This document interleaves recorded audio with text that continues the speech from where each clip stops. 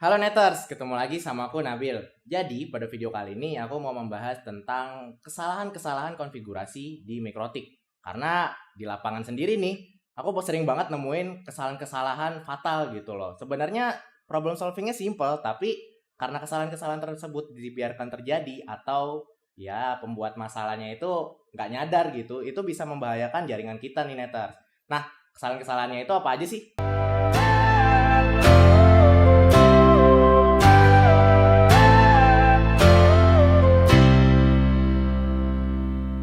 Nah, jadi poin pertama itu port aksesnya nggak ditutup nih di Mikrotik. Jadi kalaupun router kita nih sudah misal dikasih password yang kuat ya, tapi kalau port aksesnya nggak ditutup sama aja. Itu rawan banget terjadi yang namanya brute force. Brute force itu apa sih Neters? Jadi brute force itu serangan berupa percobaan login secara bertubi-tubi ke router. Jadi semua kemungkinan password sama dia tuh dicobain. Misal AA, AB, AC, AD sampai akhirnya ketemu passwordnya. Jadi itu rawan banget terjadi kebobolan password ya. Nah, caranya gimana sih untuk menutup port akses itu?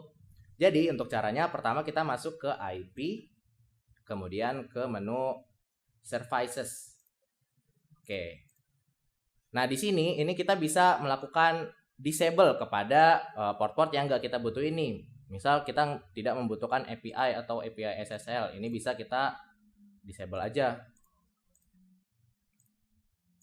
Atau ini SSH sama telnet sama-sama nyala, kita mau yang lebih secure aja nih SSH, telnetnya kita disable. Terus ini webfig kita bisa disable juga gitu. Jadi ini sesuai kebutuhan ya. Ini bisa kita disable sesuai kebutuhan. Oke. Tapi kalau misalkan mau yang lebih advance-nya lagi, ini nggak apa-apa nggak di disable, tapi ada yang namanya di sini available from. Nah, available from-nya ini diisi dari IP lokal Neters nih. Misal IP lokalnya 192.168.100/24. Jadi yang bisa ngakses ke port segini 8729 itu hanya IP yang ada di available from ini ya. Atau bisa juga kalau misalkan Neters masih mau mobile nih, misal kita mau router kita tuh masih bisa diakses dari manapun. Caranya itu kita setting VPN dulu, VPN server. Jadi nanti ketika kita connect VPN server kan IP-nya IP VPN server ya. Terus nanti IP VPN servernya dimasukkan di sini. Misal IP VPN servernya itu 10.10.10.0/24 gitu ya. Jadi nanti hanya VPN server aja yang bisa login ke Mikrotik kita. Kemudian yang kedua itu adalah kita mengaktifkan fitur DNS server atau proxy server, tapi nggak kita secure nih pakai firewall. Jadi kalau misalkan orang lain nge-scan itu bisa ini nih kayak, oh port 53-nya kebuka loh, oh port 8080-nya kebuka loh. Jadi dia bisa seenak jidatnya nitipin traffic ke router kita gitu. Ini biasa terjadi di small medium business ya. Kalau misalkan di kelas ISP kan udah di ini nih, sudah ditentukan dari awal ya, dia mau konfigurasi apa aja itu biasanya sudah masuk ini list konfigurasinya. Tapi kalau misalkan di kelas small medium business ini sering ke skip nih. Nah, biasanya kalau saya bilangin sering ada yang ngeyel kayak misal biarin aja lah mas, toh juga DNS itu trafficnya nggak sampai gede-gede banget kok, cuma beberapa kilobyte aja. Nah, itu dalam kondisi normal. Yang jadi pertanyaan kalau misalkan dikena DNS amplification attack, itu kan sampai ratusan mega. Gimana tuh? Contohnya kayak gimana sih? Misal nih, di DNS itu ada di IP, DNS. Di sini ya, kalau remote request-nya diaktifin aja gitu. Kemudian misal di proxy, IP, web proxy, main asal di enable aja nih, tapi nggak dilindungi dari luar. Jadi kalau sekarang ini kondisinya orang mau nge-scan ke router kita nih, wah port 53-nya kebuka nih, wah port 8080-nya kebuka nih. Itu mereka bisa langsung numpangin traffic aja gitu ke kita tanpa kita juga tahu gitu. Pasti kalau orang-orang biasanya kalau saya tegur ngomongnya biarinlah mas, toh juga trafficnya gak gede-gede banget, cuma beberapa kilobyte aja. Tapi itu kalau dalam kondisi normal ya. Yang jadi pertanyaan kalau misalkan karena DNS amplification attack, itu kan sampai gede banget loh, trafficnya sampai ratusan mega. Itu apa yang Neters lakukan kalau udah segitu? Nah, jadi untuk mencegahnya itu kita bisa melakukan setting di firewall-nya nih Neters. Jadi masuk ke menu IP, firewall, masuk ke filter rule. Untuk rule yang kita buat itu sebenarnya mudah nih. Jadi chainnya input, Nah, kemudian di sini protokol, kita masukkan protokol dari DNS ya, yaitu UDP. Destination portnya 53. In interface-nya itu kita masukkan in interface dari ISP atau dari WAN, misal Ether 1, actionnya drop ya. Kemudian yang kedua kita tambahkan lagi nih, masih di DNS, cuma yang protokolnya TCP. Karena DNS itu bisa TCP, bisa UDP. In interface-nya sama kayak tadi, kita masukkan yang dari WAN, kemudian actionnya kita drop.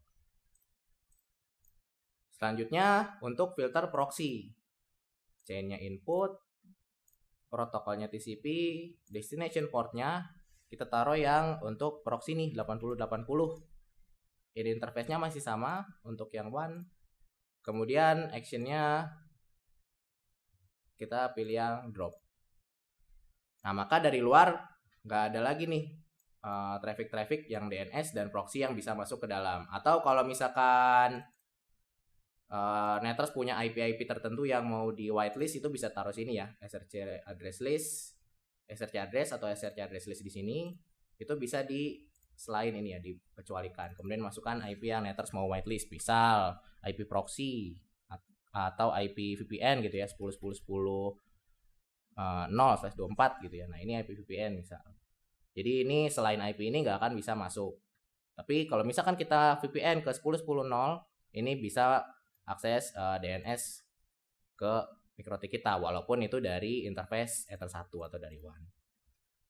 Oke, untuk nomor 3 ini dia adalah kesalahan yang sering terjadi ketika setting load balancer nih. Jadi kesalahannya apa sih? Nah, seringkali kita ketika setting load balancer itu tidak disetting rule khusus untuk routing ISP-nya nih. Jadi istilahnya si paket bingung. Nah, bingungnya itu gimana? Jadi ada beberapa paket yang masuknya tuh lewat ISP1, keluarnya lewat ISP2. Atau bahkan sebaliknya ya, masuknya lewat ISP2, keluarnya lewat ISP1. Itu kan akan terjadi kolisi paket ya ibaratnya ya. Nah, gimana sih caranya biar si paket ini bener gitu loh jalurnya, masuk ke ISP1, keluar ISP1, masuk ke ISP2, keluar ISP2. Untuk caranya kita masuk ke menu IP, firewall, mangle. Nah, di sini kita bisa tambahkan pertama untuk yang download dulu ya. Untuk yang download itu chain-nya input. Kemudian in interface-nya itu kita pilih Ether 1. Ini ya. Kemudian action-nya kita pilih mark connection. Connection mark-nya ISP1.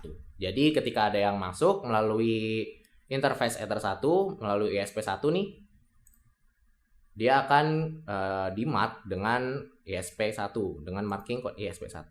Kemudian ditambahkan lagi tadi yang input chain-nya, sekarang chain-nya yang pre-routing. Jadi kalau tadi input ini adalah untuk download-nya si router nih. Kalau pre-routing ini untuk download-nya klien, kayak misal PC-nya lah, handphone-nya lah, atau device-device di bawah router ini. Ini interface-nya, kita pilih Ether 1. Action-nya sama seperti tadi, mark connection mark-nya ISP1. Kemudian kita tambahkan lagi untuk yang upload-nya. Tadi kan yang download-nya sudah ya, ini 2. Untuk yang upload-nya itu chain-nya pre-routing. Nah, di in interface-nya ini kita pilih selain Ether 1. Jadi mau dia misal ada, di sini connection mark-nya kita pilih ISP1 dulu ya. Jadi kalau ada yang tadi masuk nih melalui ISP1 kan sudah di connection mark nih. Terus dia mau keluar, mau lewat, mau dari Ether 9, Ether 10, mau dari manapun, dia akan tetap di marking dengan ISP1. Jadi untuk keluarnya pun tetap terarah di ISP1 ya. Nah, kemudian kan untuk mengubah routing, untuk mengubah jalur itu kan kita perlu routing mark ya. Jadi caranya chain-nya ini output untuk keluar. Karena kan kita nggak bisa ngatur traffic download-nya dari mana gitu ya. Untuk output. Kemudian di sini connection mark-nya kita pilih yang ISP1. Action-nya mark routing. Di sini routing mark-nya baru kita pilih routing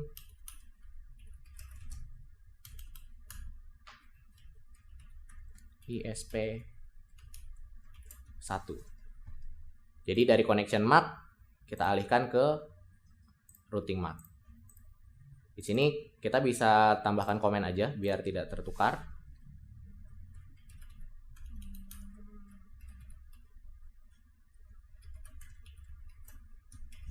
Mangle for ISP1. Oh ya, sebelumnya di sini saya mempunyai dua uplink ya. Ether 1 dan Ether 2. Anggap saja ini sudah dua service provider. Kemudian sama kayak tadi, kita tambahkan untuk yang service provider kedua. C-nya input, ini interface-nya Ether 2, action-nya Mark connection, ISP2 connection-nya. Sini biar tidak tertukar, komennya mangle for ISP2.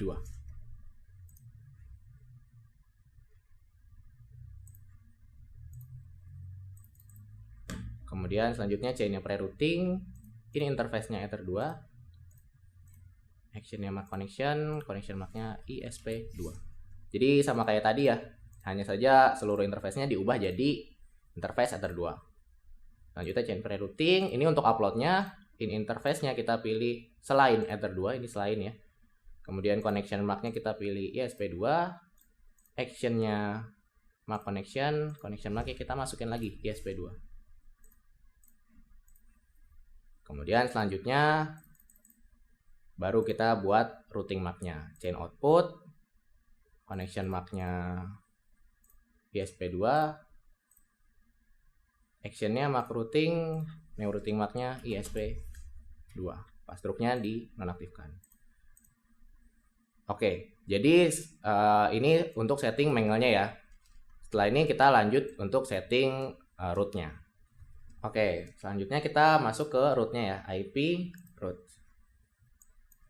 Di sini bisa dilihat di IP address saya punya dua IP, 100 100 102 itu di Ether 1, 200 200 202 itu di Ether 2. Nah, di sini biasanya para admin jaringan itu load balancernya hanya kayak gini nih. 200 201 100 101 gitu ya, tidak ditambahkan rule lain. Jadi caranya itu kita tinggal tambahkan add destination address-nya 000/0, gateway-nya kita pilih yang sesuai nih. Misal saya mau yang ISP1 dulu nih, 100 100 101. Nah, kemudian di sini routing MAC-nya kita masukkan yang tadi kita buat nih. Nah, routing ISP1 misal. Tinggal di-apply, oke.